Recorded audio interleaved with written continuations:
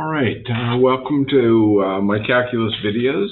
Today we're going to be in section 5.4 of the book that we're using. For those of you who haven't watched before, it is that one, my beat up and heavily taped version. And the topic today is linearization. And what that means is that there are functions that if we look at really, really closely, they appear to be linear as long as we stay within a certain limit. So even a curve, if we zoom in enough, it's going to look like a straight line. So the question is, how do we do this and how do we utilize it? So first thing, let's just have a couple definitions. The derivative. We know that the derivative dy dx is the limit as delta x goes to 0 of change in y over change in x. But that means that if we're talking about small values of delta x, we could say that the derivative is approximately equal to the slope. What do we mean by small? Well, that's really the key. But what we can do is we can try, and then we can calculate the error. And if the error is small enough, then we can say, hey, good enough for this application, and we can keep using it. I'm going to split this into two videos, possibly three, depending on how long the videos are, because there's a lot of examples. There's not much here, but there's a lot of examples. So let's get started. We're going to start with a quick exploration of a fairly complicated looking function.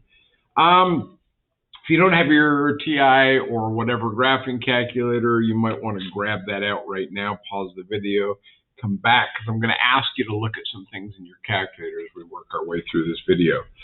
So the function f of x equals x squared plus 0.0001 raised to the power of 1/4 plus 0.9. And the first thing I'm going to ask you is, diving into your calculator, what appears to happen at 0,1. So I'll let you pause the video. I'm also actually going to pause the video because I'm going to pull up my calculator on my computer and take a look there. So we'll be back in just a second. All right, so I'm back, you're back. And I've pasted in a copy of a standard Zoom window. I use Zoom 6. I always start with Zoom 6 anytime I'm doing a graph. And what I see there is that there appears to be either a corner or a cusp right there at that point. Now, looking at the function, I know that that's not true. So let's take a look algebraically and see why I know that's not true. So the derivative of this function, well, first I'm going to use the power rule. So I've got 1/4 times all that stuff to the negative 3/4 x squared plus 0.0001 times chain rule says the derivative of the inside, which is 2x, and I get 2x over 4 times x squared plus 0.0001 to the 3/4 power. Now, clearly, x squared plus 0.0001 never equals 0. Which means that this derivative exists everywhere, including at x equals 0, which means there can't be a corner or a cusp at x equals 0. Hopefully that makes sense to you. So what is the derivative at 0? What do we know about this line at x equals 0? Well, that's just going to be 0. 2 times 0 divided by something, we get 0, which means that as we're looking at this point right here and the graph comes in, the slope right there, the tangent to this function, whatever it does, that tangent,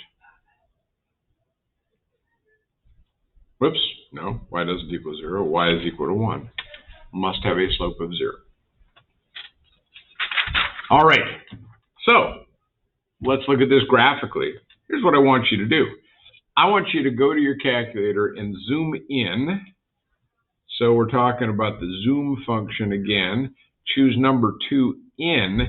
And what you're going to do is you're going to arrow your cursor up until your cursor is approximately at 0, 1. That's going to center your zoom window at that point right there. And I want you to do this, say 3 or 4 times. Come back and tell me what you see. All right, welcome back. So here's what we notice after 3 or 4 zooms, that we start to see that that is flattening out. There's an actual curve there. It doesn't look like a corner or a cusp anymore.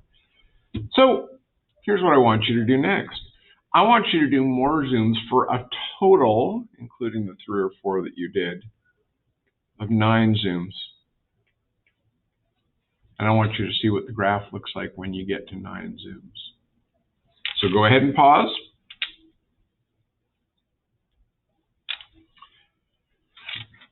Here we go. This is 9 zooms. Notice that the graph looks linear. The bit of the graph that I can see right there looks like y equals 1. There's a bit of a wiggle right at the edge of my window right there. But from negative 3.815 times 10 to the negative 5th to positive 3.815 times 10 to the negative 5th, in other words, a small change in x, my graph looks linear. All right, so what can we do with this? Well, if we know that the slope is equal to 1, if we know that the slope is equal to 0, we've written the equation of the linearization. If I stay close to x equals 0, then f of x is approximately 1 for very small values of delta x. So what does a linearization look like? Well, here's what we know. We know that we have a point a comma f of a on some function. We know that the slope of that function at a is the derivative at a, which means that we could write the equation of the tangent line as y minus f of a equals the derivative at a times x minus a. We are going to define a new equation, L of x, which is a linearization, and that's equal to f prime of a times x minus a plus f of a. So this is a linearization at or around x equals a. All right, I'm going to stop this video right now, and well, you know what? No. I'm going to stop this video right now, and I will come back in video number 2 with some examples. All right, thanks for watching.